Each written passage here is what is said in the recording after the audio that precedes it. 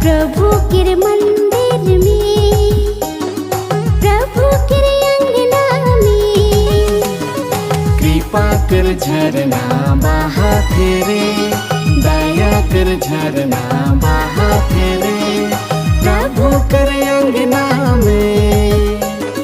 कृपा कर झरना बहा तेरे, दया कर झरना बहा तेरे,